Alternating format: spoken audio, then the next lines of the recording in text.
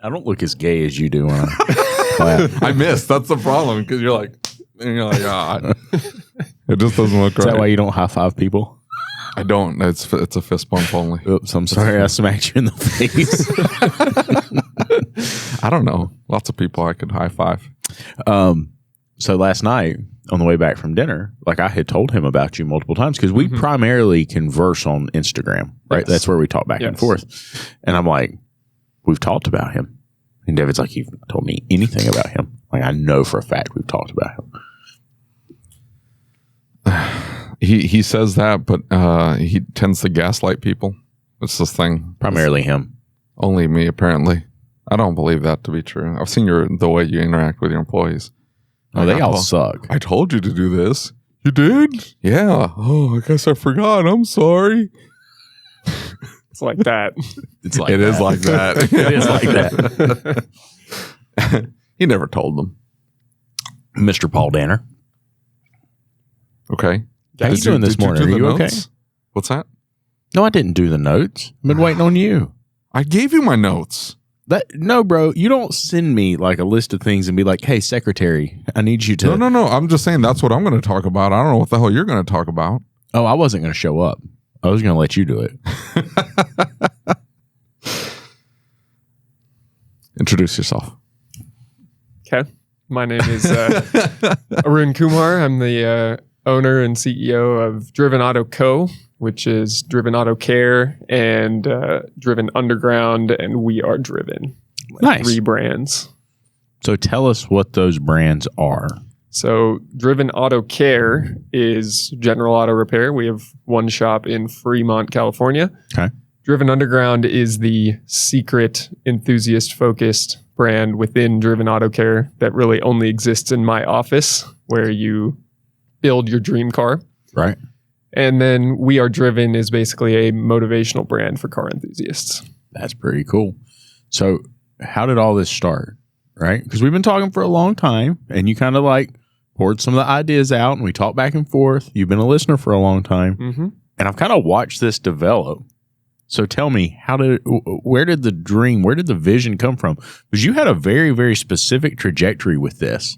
You're like, this is what I'm going to do. That's very rare, right? Like most shop owners are like, I'm going to fix cars. And the next thing you know, they realize that owning a business that fixes cars has nothing to do with fixing cars. So where did this come from? Oh, well, where to start? So when I was 18, I wanted to work at Jiffy Lube. Okay. And my dad, who is Indian and a doctor, said, there's no way you are going to work at Jiffy Lube with all of those grease monkeys. If you do, you cannot live here. And I already loved cars. I've loved cars since before I can remember. And I wanted to work in the industry. I wanted to do something with cars, but that was not really at the time an option for me. Right. So I went to college, got a degree in accounting, got a CPA, went to work at a big accounting firm doing a lot of deal structuring and IPO consulting work. So it sounds cool. It was a lot of numbers and paper pushing, stuff like that. But I got to work on a couple of automotive clients, Tesla and Uber, and I really liked working on those clients, not necessarily because of the work that we were doing, but because it was car related. Right. And I got kind of elevated on the team because I loved cars and I knew a lot about those businesses. Right. So in doing that, I realized, okay, well, if my passion is going to elevate my career in that way, I should probably just focus on cars then. Right. So I looked around. I tried to find a company that could offer me that opportunity where I could work and apply my consulting skills, finance, operations, strategy to the automotive industry. And I couldn't find the company. Yeah. So I went out and made it. That's pretty cool. So my first business was Driven Performance Advisors. That was in 2018. I started out doing basically free work for startups because that was all who would listen to me with my very small amount of credentials and experience, and did that for a couple of years, basically only working for free on the side. Yeah. And built it up to a point where I could talk about enough achievements doing that kind of work that I felt confident enough to go out on my own. That came at the same time as I was very upset with that consulting job living in London. Oh, So man. there's a long story in here, but met my wife, moved to London with her for her to get an MBA. I decided to get an MBA. There's a lot in here, I know. But No, hey, I like the story. You know, you guys don't need to move to another country to get an MBA, like the local community college. It was a could probably lot hook you up. cheaper to get. Well, What, there's a really? lot of. It was a lot cheaper, not than a community college, but then the sort of top tier schools in the U.S. It's about half the price. Really? Yeah, That's interesting. still have tons of student debt, but that's beside the point. So we moved to London. I did not like the way that my same company was run over there, and I was very upset working for them. So I quit kind of hastily. I already had some of these free clients, and I had enough confidence in my ability to actually create value for automotive businesses in general that I said, okay, I'm going to at least give this a shot. So I want to dig into that a little bit because I'm always intrigued by why people quit. Right now, obviously, there's things you can't share, and I'm not asking you to share stuff like that. But I'm curious, why did you quit? What was it that was it the way you were treated? Was it the way that their morals and their ethics? What drove that decision? Because I mean, for you to just up and be like, "Hey, I'm giving it all up. I'm done with this," right? There had to be something. So you've kind of heard the career trajectory focus that I have. Yeah. In 2019 and into 2020, I wrote a book that was about college students defining and then obtaining their dream job after college. Okay. Because I don't believe enough college students do that. And I felt that I had done that. Right. But I went through the example and it was, okay, I need to be focused on cars. I need to be doing things independently. I should be some sort of business owner or managerial type position. And I want to be doing deals where I get to work in a fast-paced environment. I get to kind of make big decisions quickly because I'm good at that. I'm decisive. How can I do that? And I came to the conclusion while writing the book, I should be an independent consultant to the automotive industry. And I was there as a accounting consultant, not focused on automotive at all, except for these little side jobs. And I stared at that page after having written it and thought, well, I'm not really living my own example here. Right. And given the fact that I do feel very career focused and I derive a lot of satisfaction from my work, I wanted to just go for it. Right. And at that point, so I had come up with enough confidence to go for it from the work that I was doing. And it started with the fact that I was a customer at a shop in London. Yeah. They installed some coilovers on my clapped out, rusted diesel Audi V6 6-speed. It was a cool car. Didn't work very well, but it was a cool car. Right. And they had a horrible customer experience. They did the work fine. Yeah. But it was a terrible customer experience. I didn't sign anything. I had no idea how much I was going to pay. I just handed somebody my keys when they opened and then got a call at 5:30 that evening telling me, hey, we had to cut out some bolts because your car's super rusty and you're going to be charged an extra 50 British pounds more and your total bill's 600 pounds. Come get it. I was like, okay, sure. Thanks for the update, buddy. Thanks. So that was not great. And I started hanging out there a lot right at the beginning of COVID because I did at that one shop. At that one shop. Nice. Yeah. I hate it here. Let me hang out. Well, when you're surrounded by David, you need somebody to do that at your shop. No, I'm just kidding. It depends. That's me. If you have here. I'm gonna hang out. If you have a lot of BMW M cars and twin turbo R8s sitting around, people will tend to just come and hang out there. Really? That's what they had. Interesting. Yeah. They may not run. Nobody knows who owns them. They just sit there. David sees those cars and leaves. I've got some busted Jeeps out front. Nobody shows up for those. Are they cool Jeeps? I mean, they could be, but they're just busted. They have potential. I mean, I don't know, man. Most cars have potential to be nice, reliable you're already vehicles. coming around from the comments you made to me before the podcast. I used to be a car enthusiast. I loved cars. I used to go through all those. I memorized magazines because I'd go through them so many times. Yeah. I knew what horsepower, packages, options, like powertrain options. Already had the one you would have picked out. Well, yeah, I'd always have them like built in my head, and I'd see them driving. And I'm like, oh, that's a GT. That's a GTP that has the supercharger, 240 horsepower. This is the engine size. It's a bore and stroke, compression ratio. I was obsessed. That's kind of nerdy stuff. It's super nerdy, yeah. And now you see them and you're like, oh, God. Like, oh, yeah. They're all, that's not that car I worked on, all is it? scars. They're all horror stories. This one time that car showed up and, oh, no. Ugh. Anyway, keep going.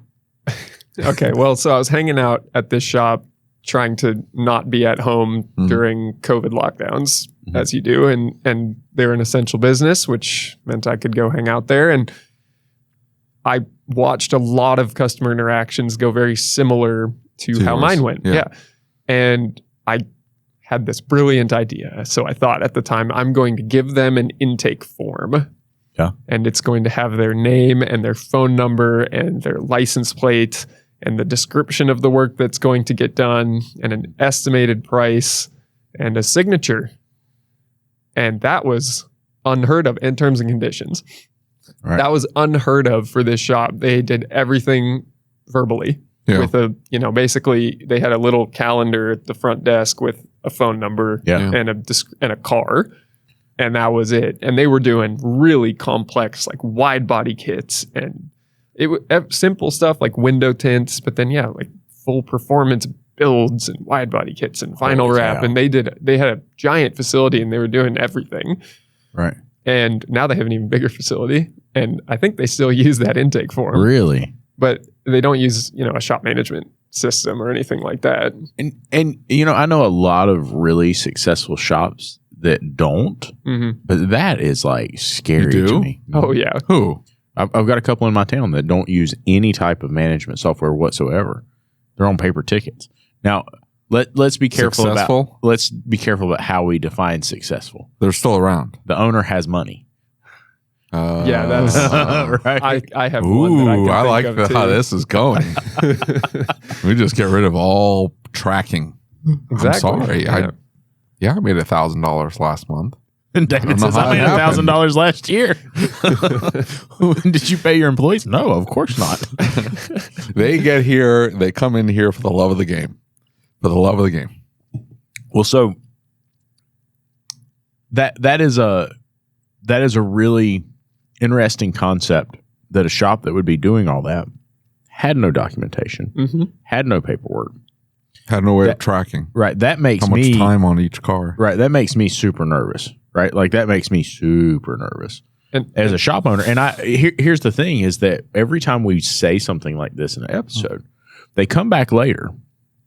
Well, so a listener will come back and say, you don't need all that stuff. You don't have to do all that stuff. That's overkill. Right. And a lot of those guys, they've been running like that for years. I just could not even remotely imagine trying to run a shop like that. I think the one thing though, the difference, if you talk to whoever asks for the money, they have no problem just asking for more money, or the car gets pushed outside and left, abandoned.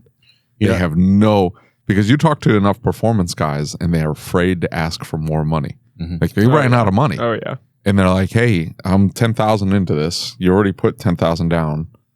I need another 10,000. And then they're afraid to ask for it, so they don't. So they'll collect the next deposit to finish this one car, and it turns into this cycle where they're chasing the next car to finish off this first one, and they never make any money. They never get ahead because it never works. The shops that make it are the ones that are the only reason why that guy's still around, because it sounds like a cluster. The only reason why that guy's around is he's like, it's 10,000 more. I'm pushing it outside. And sorry. So the guy that I talk about that owns the the energy company that I'm friends with, right? Mm-hmm. I watched him go through something. He actually took a vehicle to a friend's shop. And me and the friend aren't friends anymore because of what happened. But he ends up taking this car to his shop upon my recommendation. And what he wanted is he wanted the it was the exhaust came out into a body kit underneath a classic Mustang. And what he wanted is he wanted the exhaust to come out and fill the spot in the body kit, to fill it all the way in to where it looked right. They had just put a pipe when they built the car. It was like a bullet Mustang conversion, whatever you want to call it. And it comes back and the pipe just comes out. So it doesn't look good. Now, this person was extremely talented. One of the most talented TIG welders I've ever met, and was extremely precise and extremely good at everything he did. But he was expensive. And so after a year, this man still hadn't got his car back. And now this person's hard to communicate with, right? He's a very, very successful businessman. And he goes all over the world. And so sometimes he's not in town. Well, this shop calls once and he doesn't answer. So I don't have time to call him back. I don't have time for this, right? So he never calls the guy back. And then he shows up to get the car and dude's like, $7,000. And it wasn't even what he wanted. It wasn't even done yet. And he's like, well, you told me you wanted it fixed up right. So I did this and I did this and I did this and I did this. And he wanted all these things done. Now, here's the thing, is that to this person, $7,000 is like, I don't care, right? Like, whatever. Who cares? Drop in the bucket. But it was the principle of it for me. And I told him, I was like, you should not pay that. I was like, unless he's giving you a signed estimate of what the scope of the work is and what he's going to do and when he's going to do it and when he's going to have it done. And you agreed to it. Well, dude, he's left it sitting outside parked underneath a tree. And it's destroyed the paint on the car. Water got inside the car. And he's like, well, it's not my problem. You should have called me back. Now, look, dude's got 40-some cars. He doesn't think about one car. Yeah. Right? Like, as a shop owner, it's your responsibility to be calling and saying, hey, I still have your car. What would you like me to do with it? But see, that's the difference, though. Like, you're worried about those cars. You're worried about every single car that comes through the shop. He doesn't. No, doesn't even think about it. Just like I'm saying, that's what I'm saying. Like, that's that shop. They're like, just another car. Like, either pay me or no. And if no, it goes outside. This is still how shop owners become bitter, because this guy still can't manage his cash flow properly. He's still got employees who are mad that they're not getting paid on time. He still has customers leaving 1-star reviews, rightfully so.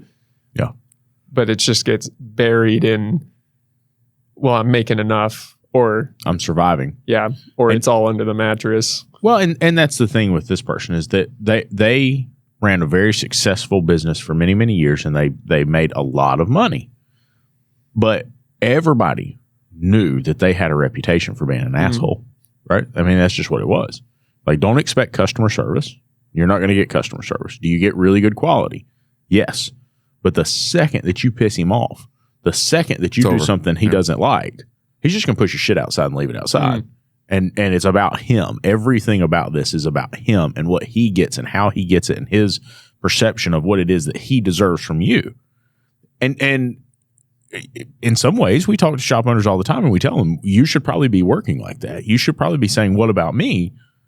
Don't be a scumbag about it, right? Do it the right way. And in the group, I don't know if you've seen this. We had some conversations recently in the group where somebody was talking about approvals and things like that. And they said, well, you know, you guys keep saying raise your prices and you keep saying charge more and charge the hours that you're worth. I'm like, yeah, but there's a strategy to that, right? It's not just like all of a sudden start charging them 8 hours on a diag, not tell them that they're going to be charged 8 hours to begin with, and just throwing it at them, right?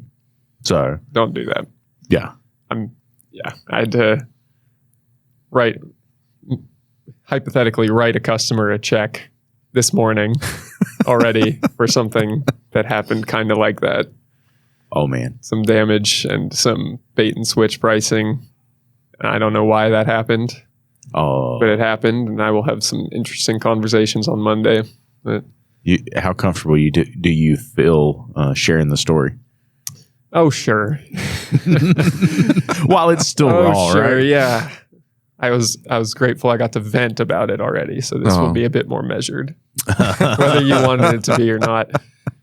We had a customer drop off a vehicle yesterday for some frame modification work, and it involves basically making clearance in the front wheel wells for bigger tires. Okay.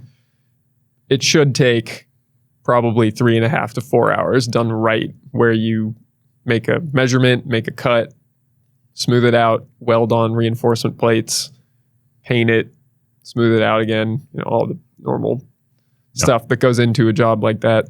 4 hours.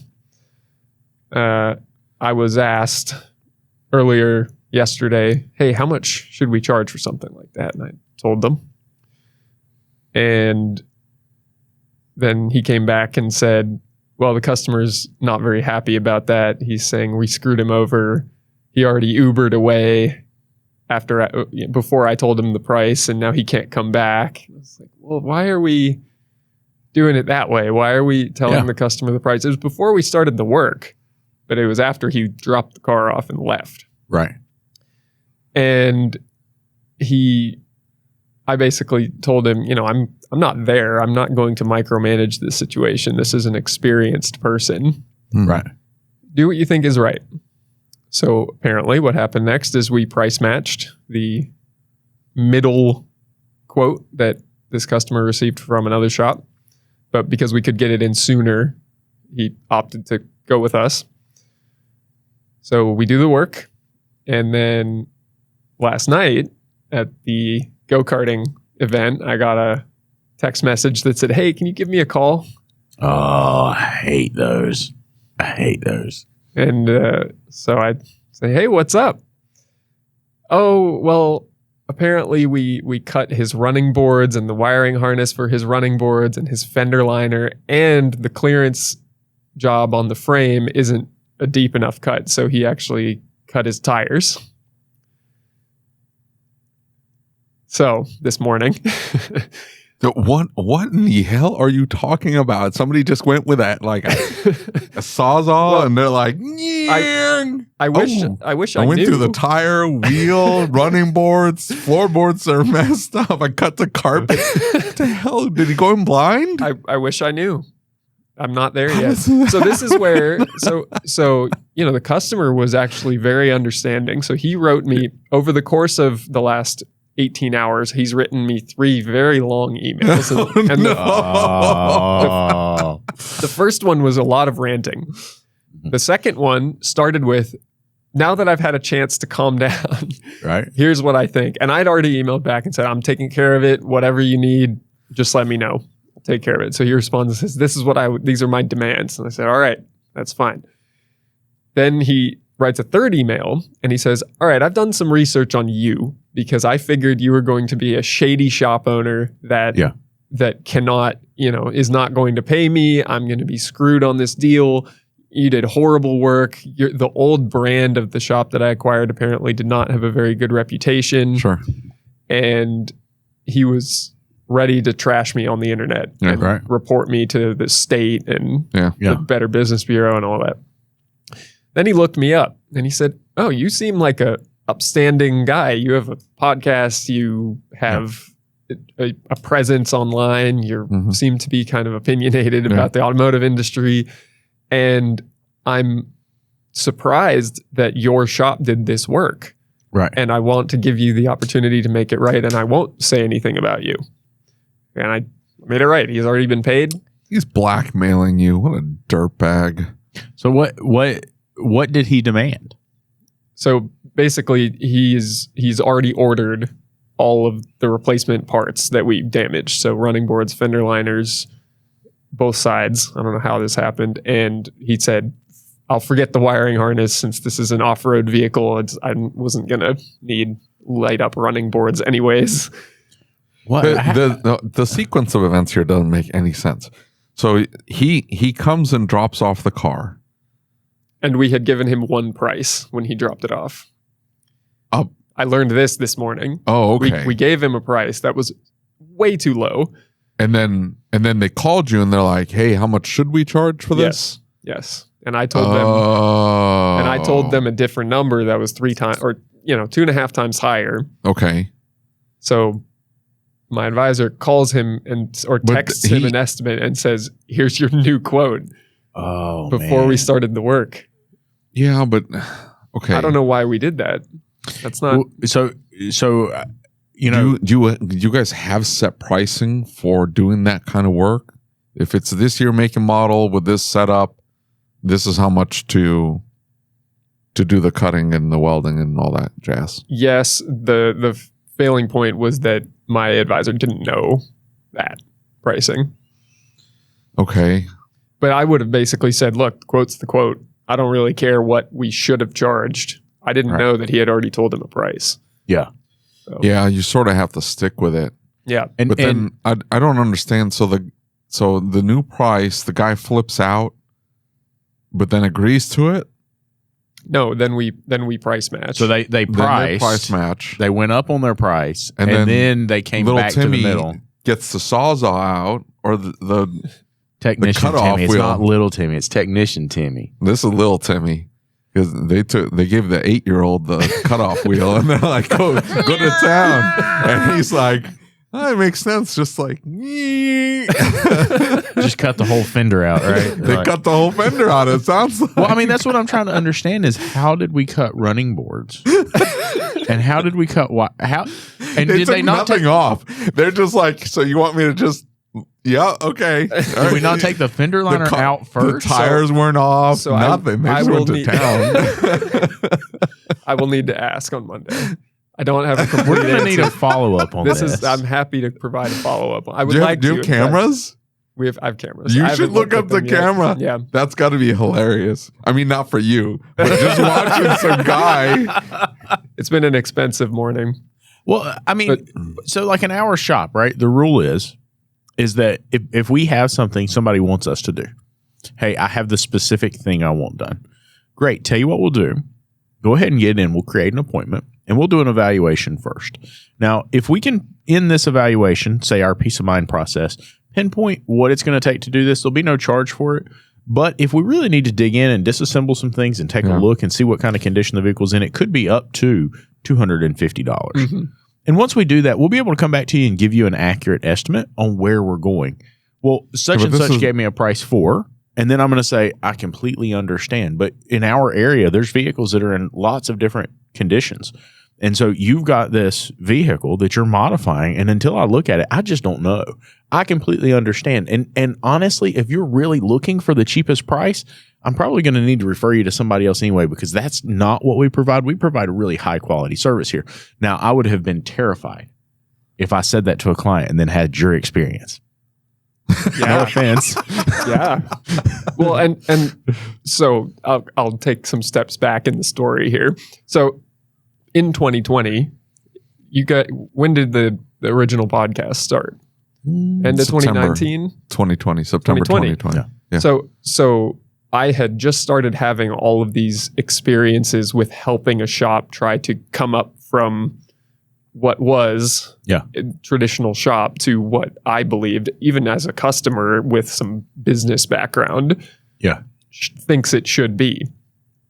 And in the process, I got the chance to help them. So I actually ran that shop for 3 months. Okay. It was a very insane 3 months, but it was a great first education into, okay, how should I do this right? Yeah. And I made plenty of mistakes. I was blackmailed in that role too. Somebody told me that I would enjoy Brixton Prison in South London. And so plenty of interesting stories along the way. But I realized that I could do it and that I actually could help shops, because in that process, although it wasn't perfect by any means, we did make improvements. Yeah. And the owner was happy with the work that I had done in those 3 months. And so I accidentally became a shop coach. And accidentally. Yeah, because same thing happened to David. It was all by accident. It was all, I think it was highly calculated. I don't know about calculated. I also make big decisions very quickly. They're just always the wrong ones. No. Yes. I feel like you have a good track record. No. Okay. It's terrible. He has not listened to any of the podcasts. I've listened to a lot of them. I'm just trying to give you the benefit of it. Yeah, it's just being nice. Now that you're in front of me, I'm just going to be nice to you. But we won't talk about the Instagram messages you sent me about him. It's okay. The what? That was... Whoa. You now weren't I got supposed to tell him about that. No, I'm just making Hey, your I'm glad I co-host was is quite quite the prophylactic there. But yeah, so I moved back from London to the U.S. knowing that was all in the cards for my family anyways. Right. And I realized that the only businesses that I could adequately sell to were shops, because I know where I can find you. Right. And I would walk in and just start talking to shop owners and basically say, here's my skill set in consulting and strategy, operations, and finance. I can help you with figuring out what direction you should take your shop. You're offering all these different services. I believe in focus and specialization. Yeah. Here's where you should go with that. I'm a former accountant. I can do your bookkeeping when in my sleep, even though it's something you've never done. So let's get you caught up. Let's pay your last 3 years of taxes. Those were the shops I was finding, unfortunately. But now David's never going to let this episode go out. You know that, right? Because you just said pay taxes. David doesn't pay taxes. I do eventually. Well, so eventually we were talking about this last night, and I'm in California. So at a minimum, you're paying $800 a year for your LLC. $800 for an LLC. It's great. Yeah. I'm supposed to pay $50 to the Secretary of State just to file, just to say, hey, I still exist. I didn't, because I object to it just on principle.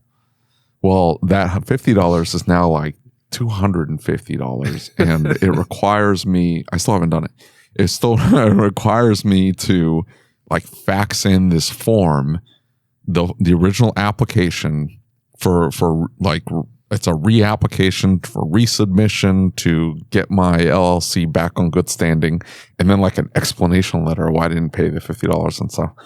And I haven't done it yet, but you should just send it just on principle. Yeah. I'm going to end up paying 5 Done times with Care more. Auto Repair is not actually a business anymore. Yeah, look it up. Look it up. It shows suspended. No, yeah, it's not even delinquent. It's forfeited. But it was delinquent. Isn't that when it rolls over like 3 months past the date? Don't they stop insuring you when that happens? Aren't you uninsurable? No. You sure? I paid my entire year's premium up. Well, it doesn't matter. I'm just saying, don't they come back and say we can't insure you because you're not a business? Yeah. It's just the fact that all of your contracts bearing that business name are voided. I don't have any contracts. You don't have any reseller permit. Sure. Documentation with they don't talk to each other. These agencies don't talk to each other. That's this true. is going to crash and burn. They don't talk to each other. Well, before I release this episode, I'm going to make sure I get the stupid application in. But I'm saying, on principle, the fact that I have to pay $50 just to tell the flippin' state that I exist is loathsome to me. How expired are your vehicle registration tags? Not yet. Really? But that's impressive. They're going to roll over on Monday. Okay. So I handle the loaners first because customers are driving those and I can't get, but they don't get the sticker until I put them on there when I damn well please. And most customers don't notice that and they occasionally get a phone call. Over. No, because it pulls up that they're registered, because my loaners are old and cheap, and it's going to cost me $100 to register. My personal vehicle, however, is newer and more expensive. And but hold on, did you just say it's okay to pay that $100 to the government, even though the $50 is not okay? Is it okay? Yeah, kind of, a little bit. The fact that it's a you get something for the 50. Yeah. I get something. 100. I get the ability to drive the vehicle and not get pulled over and have to pay additional fines. That freedom is worthwhile to me. The $50, I don't get anything from the state. I get nothing from the state. Nothing from the flippin' state. I just need to send them $50 just to let them know that I haven't closed the business. Right. That's it. I agree with you. I know. It's okay to push back. Well, no, but I think it can be true that I both used to take money from people in order for me to pay the government on their behalf. No, well, you're just providing a service. I have no problem paying I pay a bookkeeper, and I'll at the end of the year I'll pay the accountant to file my taxes for me. And I'm proud of myself. I'm going to stop doing it myself because I'm a little behind. Saves you time. What? And hopefully it'll save me time. And the other thing I'm going to say is I've gotten to dollar amounts that now I need help. Like I can no longer, because I don't know the tax code well enough. Like I can find deductions because there's always something, right? And you can do a little research and time and effort. But yeah, it's a time versus am I really going to be able to be effective at this? And it's gotten to the point where I'm not. I don't know what the hell I'm doing. Like I don't know. I can't dig deep enough into the tax code and go, well, if you do this and then this and then this. Yeah, I hand that off to somebody. I think. Hey. Yeah, but the dollar amounts weren't enough that you had enough expenses and you could find enough fluff in there that you're like, oh, okay, calls it even. You get my $100 refund check and I'm good. $100 refund check. That's all. And now they've got these new IRS agents looking to look through the S corps and LLCs a little bit. They're creating a new agency. You see this? Yep. They're creating a new agency specifically to target pass-through corporations. Did you know this? I didn't know this actually. Yeah. They just announced it. It's That's one of their initiatives to find all of the people that have. This is why we don't open. This is why we don't open the shades. This is why we don't open the shades. Yeah, so they're gonna specifically target pass-through entities. So I'm gonna refile as a C corp, and that's funny. I'm gonna refile it. I'm gonna show massive corporate losses every single year. Call it good. We'll see what happens. Well, so anyway, like he's still a professional, so he's sitting over here saying, "Oh, what he's have an I accountant. Done?" He knows how to structure everything, and it's like, oh, I gotta set this aside to pay my taxes. I was in a group called Structuring in my past life. Okay, so we would structure deals for optimal outcomes. Yeah, whatever they were. And a lot of what we did was alternative investments for life insurance companies in renewable energy, so that they could write off a lot of money. Really? And so basically, it's because the companies that create, this is way more education. No, this is fascinating. The companies that build solar fields and wind farms, they're not profitable. No. They have no None need. of them are. They have Solera? Where did that $4 billion go? I don't know. Green energy. Sorry, go ahead. So they have no need for tax credits that the government gives them. And they have no need for the large amounts of depreciation that they're able to recognize for all this equipment, all of the equipment that they're investing in. So what do? They create these investment structures where, let's say, a large bank puts up 10% of the money to buy or to build the wind farm or the solar field. That bank is going to take all of the tax benefits. And they have these extremely complicated legal documents that I used to read and then model out in Excel. That sounds terrible. I had so much fun. I was the only one that knew how to do it. That's what I loved about it. I'd lose my mind. But it was a lot of going to Ohio and Kansas and the great middle America states where these things are built in very large volumes, Oklahoma, and talking with these people and saying, all right, well, you own 10% of this wind farm, you're going to get an extra $50 million in deductions, plus tax credits that are a dollar for dollar reduction of your tax liability in exchange for 10% of this. And in 5 years, when it may or may not become profitable, we'll flip that. So you're only taking 10% of the profits. So that's how the complicated legal documents worked, is they're called a flip structure, where so they were dumping whatever dollar amounts to take on this 10% of this solar farm. Sure. Or the wind farm or whatever. They were saving more in taxes than what they were spending on the investment, right? Yeah. Like significantly more? Hard to say. in the long run, because even if they are in the short run going to save a lot on taxes, in the long run, it may come out as a break even, but everybody's looking at the short term for it. Yeah, that makes sense. Yeah. And that's not a bad thing. My models would go out 20 years and you could see the number would be super negative and then it would get closer and closer to zero. Yeah. But that is based on, projected all to profits. avoid sending the money to Washington. Yes. Which is great. I applaud you. You did God's work right there. Good for you. I agree. I mean, what are they going to do with the money? Send it to Ukraine. That's what they are. That's what they're going to do. Is this how you predicted this podcast would go? Yeah, something like this. All right. That's how every podcast I was going goes. to say, this is pretty much how they all go at this point. And, here's the thing, though, is that, David, they have billions to invest to accomplish that. I would say he's not cheap. And so they have billions to invest to avoid paying taxes. How many dollars do you?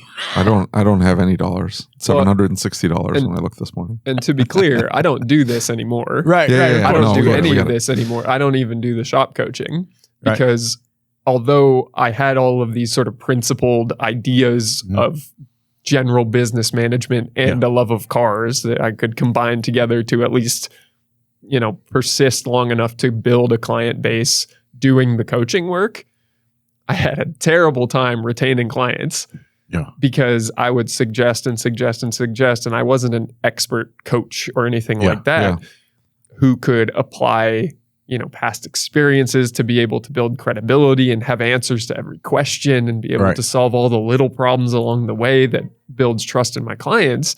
And so I didn't have a very good retention. And so I would go through clients all the while not really making very much money because I, at the time, was trying to be a lower cost option. More of like an assistance for them to be able to help them kind of, it was, you're kind of like me. It's about the game of solving the problem. Yeah. It's not so much about the money. It's about solving the problem. Well, and I felt that I was more impactful in a more involved role than a twice a month phone call or something like that. Yeah. But I could not charge. This is one of those words that we don't talk about anymore, but I couldn't charge that much, in my area. Yeah. The whole West Coast that I drove up and down several times trying to find clients. Oh man. But yeah, so that was in 2020 and 2021. Right. At the end of 2021, I had the opportunity to buy one of my clients. Okay. So I bought in a minority stake, bought out another partner in one of my clients. That was a vinyl wrap, paint protection film, ceramic coating shop, and ran that for a year. We tripled sales, hired 3 more employees, moved from a 2,000 square foot shop into a 5,000 square foot shop, started really building up the brand. And it was only like a 3-year-old company when I bought in. Yeah. And we did pretty substantially increase the value of the company. But my business partner, who was the founder of the company, decided that we were getting too corporate and that he wanted a more family atmosphere. Yeah. And that he also didn't want to work opening hours and that he wanted to show up at 11 when he felt like it and bring his puppy in and have his girlfriend come in and do free work for us. And none of that really worked for me. Yeah. That would have been me, by the way. Like, I don't want to show up. If I you want had to a bring my business dog. partner, I could imagine you with a business partner would be quite it would be like a sitcom. It really would. Really entertaining, actually. That would be bad. That's your the next phase of your entertainment career. The David and Juan sitcom. Poor Juan. I know. I feel so bad for that guy. I know he doesn't listen to the show, but please just let him know I feel bad for him having to work with you. Yeah. He's terrible. okay. He handles it fine. Yeah, because he ignores you. He doesn't ignore me. Why would he ignore me? I think you're gone probably just enough that it. I am not there, but I do, I help on the phones and building estimates and stuff like that. But I'm not at the shop. The shop very much. I don't think I can handle that, man. I know you can't. You're just like too ingrained, too involved. No, I'm saying I don't think I can handle working with you. You do work with me. I was going to say. No, I can work with you like this. This is no different. How I am with this, I'm with the shop as well. That's why that's why I feel bad for Juan. You're talking out of both sides of your mouth. You don't make any sense. No, look, I am completely capable of 100% ignoring you. You can sit over there and ramble on about nothing for 2 hours, and I'm immune to it, right? I don't even hear it anymore. And so Juan is very much the same way. But then Juan has to call and be like, hey, David, the sheriff's department is here with the tax warrant. What do you want me to do? No, he doesn't call me on those. I have to ask. Hey, did the sheriff show up? Yeah. But I figured you already paid. I did, but you still need to tell me when they show up. It's kind of bad that it's so common at this point. That's just normal life. Apparently my tech was joking about it with the sheriff, and he's like, oh, you guys come down pretty often. You'll get to know the shop. And the sheriff's like, ha, ha, ha. She thought he was joking.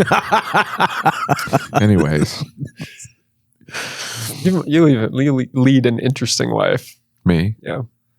At least on paper, from the government's perspective. You lead an interesting life. Well, you weren't at the last ASOG dinner, were you here?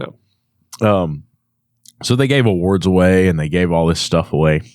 And Dutch reaches into this box and he's like, David, where's David Roman? And David walks up and he says, I have something for you. And so here comes David, and Dutch is pulling out an orange jumpsuit with numbers on the back of it. He's holding it up, hands it to David. There was supposed to be costumes at the race last night, and I thought you were going to bring your jumpsuit. No. I don't want to go to jail. I'm too soft for jail. I don't think I would survive very Depending long. on what facility you go into, you may actually be getting something from the state at that point. Oh, you'll be getting all that money back, David. 3 square meals or whatever it is, and a bed and a bathroom and roof over your head. And that bathroom, man. You can ask George. He'll probably tell you more, but I would be careful about holding on to the soap. Okay. Don't drop it. Like I said, depending on what facility you go into. Yeah. We'll see. Some of the others, they might get something from you.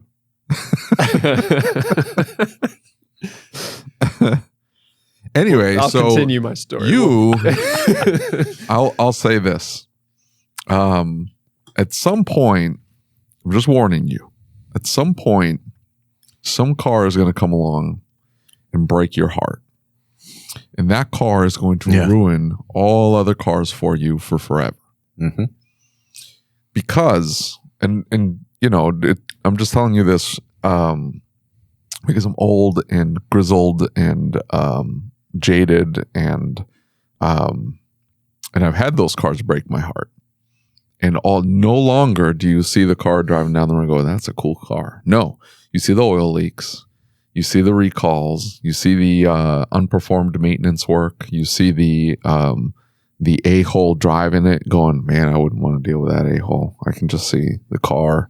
Guys in on my face, calling me every 15 minutes. Like all of that in every car that drives by. And it's really rare for you to see a car that go, ooh, that's a cool car. Yeah. Now, I've lost all of my passion for the cars. Every bit of it. I see a 3rd gen RX-7 and I'm like, that's a cool car. Because you've never worked on one? Because I've never worked on one. There we go. I did have a 2nd gen though, and I could never get it to run right. I've got a couple diesel pickups that I see. I really like the creature comforts of the modern automobile, but the concept of like being passionate and being an enthusiast about the car for me is gone. Long gone. So I was never a tech. I was never a full-time service advisor. I'm really just a guy who knows some about business and loves cars. And that's me too, dear. I've never been a technician. I've never been a service advisor until I opened a shop. And all of a sudden I'm working on cars and advising. And it's not that. It's just owning the shop. Because that phone call that you took from the guy, they cut at that turns into the next one, and then the next one, and then the next one. It's not even that. It's not that. Oh, by the way, that the lady with the hose clamp left me a 5-star review. Oh, that was awesome. I love her. She's awesome. You know why? She's a business owner. She knows. Can I just point out to you that if you had fired the tech that you said you were going to fire, I don't know, 3 months ago, that wouldn't have even happened.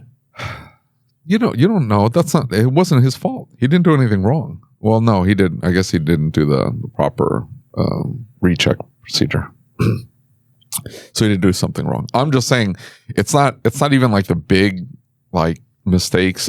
Sometimes it's the little things. And maybe you're not like this, but like I take every car home mentally. Yeah. It's like, and I don't, and it's not even, and this is a bad habit. I mean, you shouldn't do that, but I worry about every car that leaves the shop. Yep. And I'm just, I see the text messages come in. I see the voicemails come in. I see somebody recommend us on a Facebook group, and I'm like, oh no, please don't do that. It's like that because you're just it's constant anxiety about what could go wrong. And I have great people, and Juan does a great job, and everybody's trying really hard. And I've got a great diagnostician. I've got a fantastic mechanic who does the best mechanical work, and I trust them implicitly and explicitly with everything I give them, but that's just it. Is that you will never reach perfection, right? No matter what. And each one of those, like when you're putting that much pressure on yourself, because that's me, right? When you're putting that much pressure on yourself, knowing that you will never hit perfection, and that there is a large subsection of clients who is completely unforgiving, completely unwilling to like work with you or understand or right. Like those clients, the 100 good clients make it worthwhile, but that one bad client will eat you alive for months at a time, right? It's not the bad client or the upset client. It's just the car that just was not fixable, or it's not that we even did anything wrong. Is that the car leaves? Oh, I'll give you a perfect example. We did cylinder heads on a Subaru Forester. The guy is the sweetest guy in the whole wide world. And he's like, well, it's going to cost $5,000 to do the cylinder heads on the Subaru, or I can go find another Forester for $25,000. I'm just going to spend the $5,000. It's like, okay, that makes sense. So he spends the $5,000 with us. It ended up being like $6,000 or something like this. We had to do something else to the car. Steering rack, radiator, something else. 2 weeks later, the check engine light comes on. And it's every light on the dash. Now, he doesn't call anything. He just drops off, say, hey, let me know when you figure this out. Ended up being an oil switch. Now, should have given it, again, at this point, I'm anxious because he already spent the money. I want this car to be good. He hadn't even driven it maybe 250 miles. He wasn't even in for his first oil change since the rebuild. And I'm just like, I just want to get a part thrown at it and let's get it out the door and turn this around quickly. I didn't read the code properly. I bought the part, didn't even go through the diag process. I just want this car gone. Anyway, he ends up coming back like 3 more times. Finally, on the 3rd time, we end up giving it to the diagnostician, and he ends up being an oil pressure switch. And he's like, hey, this whole time it's been this thing here. I don't know why you guys didn't give it to me to diagnose. Anyway, he was never upset. He never got mad. He loves us to death. He's left us great reviews. He still loves us. He still makes comments on the callbacks, and he's like, I love these guys. I trust them. They always take care of me. But it's a flipping car. Like, yeah, I can see that too. Why is it the car? We didn't do anything other than we took the cylinder heads off. We got them cleaned up. We put new gaskets in there. They peened the exhaust valve seat. Put it all back together. This oil pressure switch just decided to give up the ghost. Not related to anything we did. Right. It was just, it decided to give up why? It could have waited a year, and then it wouldn't have looked, and I would have made money on the repair because the check engine light would have come on. We would have gone through our whole proper process, and it would have cost the customer maybe $250 to get that repair done. I would have made money on that $250 repair, and I wouldn't have lost any sleep. I'm anxious, freaking out about what's going on with this car. Why doesn't it act right? So why did you lose sleep and not make money because on it. the car because he had just spent the money. And this is the overarching, I've mentioned this before, you've heard me say this before, I need to feel like I have over delivered on what they paid me. They paid me $6,000. I need to feel as though I have given them more in value. And if that exchange tips either even or in the other direction, it's over for me. And all of a sudden I'm throwing parts at this flipping car. I have done free brake jobs on engine jobs. We will put an engine in the car, get it all going, drive it, and it's like, why is the front end shaking? Well, the car came in with a locked up engine. At no point could we have driven this car. Yeah. It had plenty of brake pad. The rotors were warped.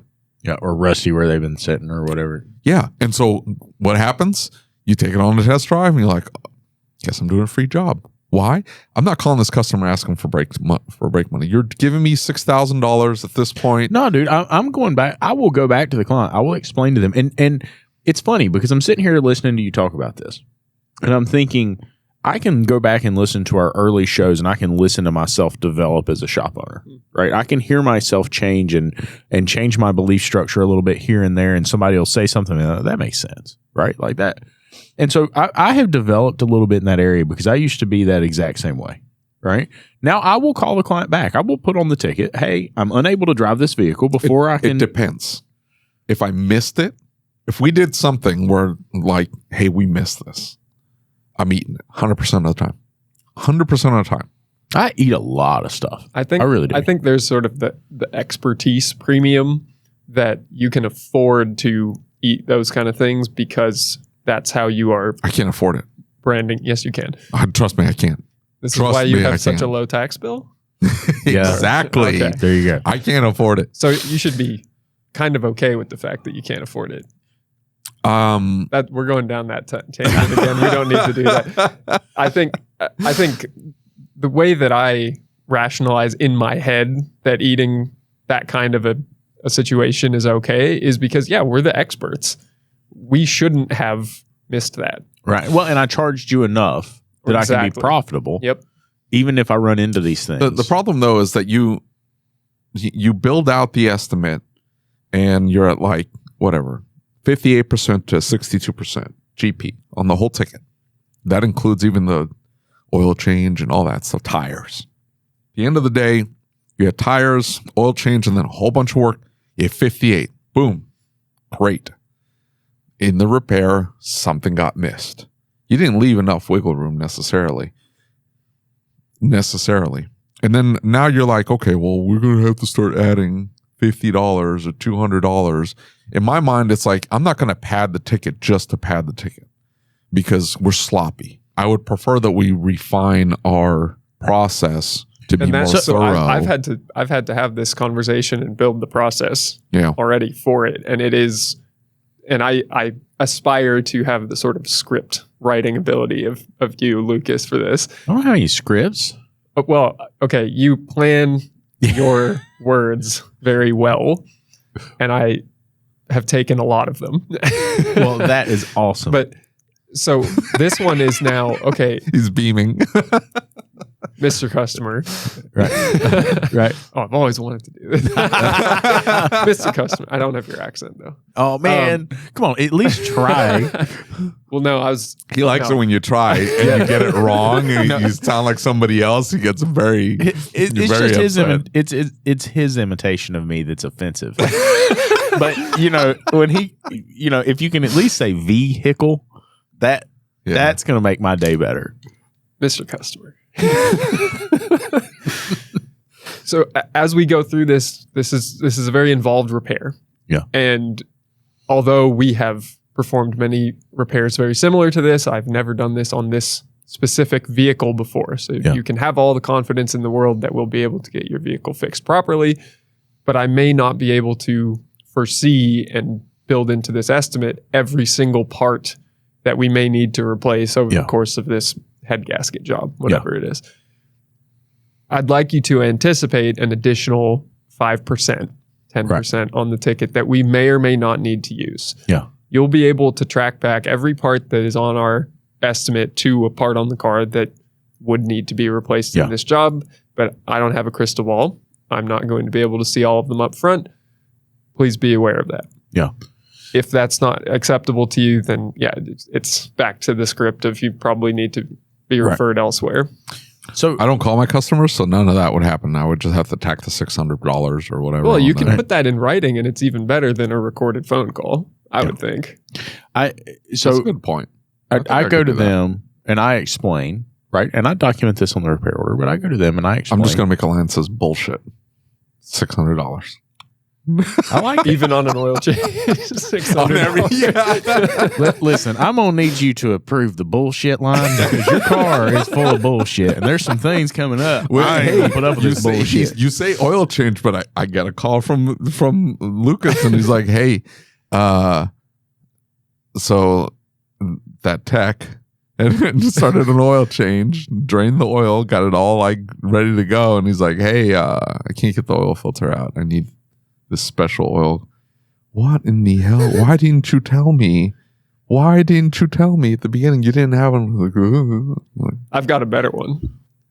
This is a tech I did fire. Why does this oil look so clean? Why are we doing this oil change? It's kind of red, actually. Well, is that transmission fluid? No, it's not. This is definitely the oil drain plug. Okay. None of us looked at the car. We just overheard him say this out loud. An hour later, hey, can you buy some transmission fluid? Why? Because I drained the transmission on this car. This was a Friday at 4:30 before Labor Day. Guess who got a free oil change? I have seen it happen so many times that I've seen so many little stupid mistakes. Subaru? Audi. Oh, yeah. You can do that with one of those too. That's one of the reasons that in our shop we have a hard, fast rule that it comes in early in the day, right? We don't, all of the new work comes in first thing in the morning. Yeah. And then if you make boo-boo, you got time to clean up the mess. Yep. We don't ever pull something in. Like if I had a guy that set an appointment. He was supposed to drop off in the morning. He shows up at noon. Yep. I'm not getting you in. I'm sorry. Well, he's like, hey, it was right before a holiday. And he's like, can you still get me in? Like, we're going to do our best. We were 1 quart short on CVT fluid. I remember that. And we're like, hey, man, I'm really sorry. We are 1 quart short and we're not going to be able to get it tonight. Because we had rushed to get all our other BS done. We got him pulled in. We got him inspected. We quoted it out. Because, again, he'd come in and said, I want A, B, and C done. So, okay, but we're not going to do that whole throw the keys at it and I'll tell you the bill when we're done. No. We sent him the estimate. You got to approve. So we waited for all that process. He ends up approving. We can still get it out today. We were 1 quart flipping short on the CVT fluid. We call him like, I'm really sorry. We really wanted to get this done for you. We end up getting it done for him the next morning. He shows up at noon. He ends up leaving me 3-star reviews and says, I felt like I wasn't a priority. But I mean, here's the thing is if you didn't take that job in, I would have saved myself the bad review. Right. Yeah. And look, if there's any question, that's why we always check parts before we start on the repair. Yep. Right. Because then we know. We thought we had enough. You count it. They need to have it right here in front of them. I understand, but it was like the service information said X. We drained it. We checked it. I don't know if it was low to begin with. See what I'm saying? Yeah. And then when we recheck it and it's like, hey, it still needs like half a quart more, and we're like, okay, we don't have a half quart more. What are we gonna do? Well, let's try to order some. It's too late to get. That's why. Yeah. And so the key is you just don't take it in after. Yeah, right. That would have saved it because if we would have had enough time that it would have been 2:00 instead of 5:45 or whatever. And he would have let you a 3-star review because you didn't make him a priority because he didn't get in. And some people are just like that, right? Sometimes it's unavoidable. Yeah, it is. It sucks though. We caught that. I had a guy with a Subaru. He drained the wrong. I think he was supposed to do the CVT, but he did like the front differential instead, and then poured too much. He had like the wrong fluids mixed up because I think he poured it into the wrong into the wrong hole. And the service information was really vague. Where he's like, I'm following the service information. He's like, I'm following service information. And we ended up having to like buy 20 bottles of CVT fluid, and we're just like draining. Anyway, I had to do that. Yeah. As well, I had to buy $300 of CVT fluid. Well, so here's the thing: is you're to drain some to flush out the ATF that we put in. Oh no! So here's the thing: is like where you're at right now. Those feel like that was a one-off. Well, yeah. So where I was, you are years later, like David, and you're like, it's not stopped yet. So where I was going to go with the whole logic path is that so much of the pain is self-inflicted for all of us. Yeah. And yes, there will always be these unavoidable instances. And I am of the mindset through this whole message of changing the industry that one of the things that we need to change in the industry is the perception that cars are hard. And there's no way service data will ever get it all right. There's no way that a tech can be perfect at every single repair. And if you are the customer that does get the unfortunate end of the stick, that we can take care of you because we are expensive. Yeah. Relatively speaking. My shop is in a plaza. I'm the biggest shop in the plaza. I've just done a bunch of renovations, so it looks the part to be the most expensive shop in the plaza. Right. And we are by more than double Wow. the cheapest shop in the plaza.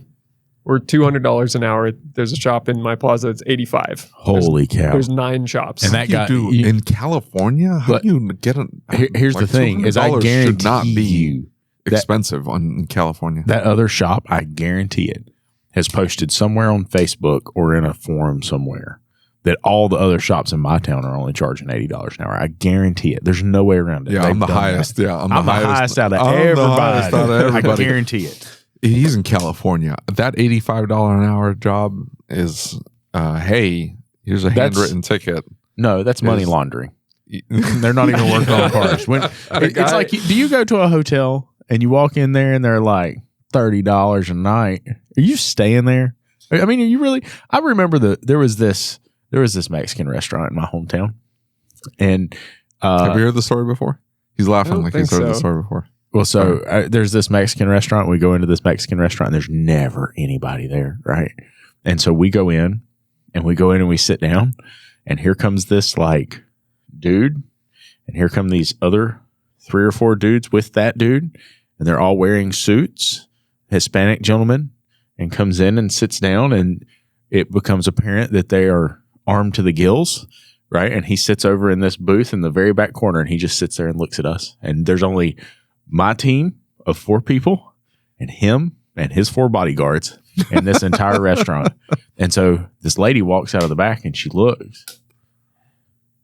She comes out and she says, "What are you doing here?" "Well, we were going to eat." She said, "Oh, okay." And she goes in the back and she you hear her scrambling around, and she comes back with some menus. Like, "Can we get some chips?" She's like, "We don't have any chips." Okay. And so for the next 30 minutes, they prepared us food, right? And we ate. But it was the weirdest situation ever. Okay. What are you doing here? I need an oil change. What? It's a shop, isn't it? Oh, yeah. Yeah. Give me your keys, I guess. Exactly. That is that $80 an hour shop. I swear to God.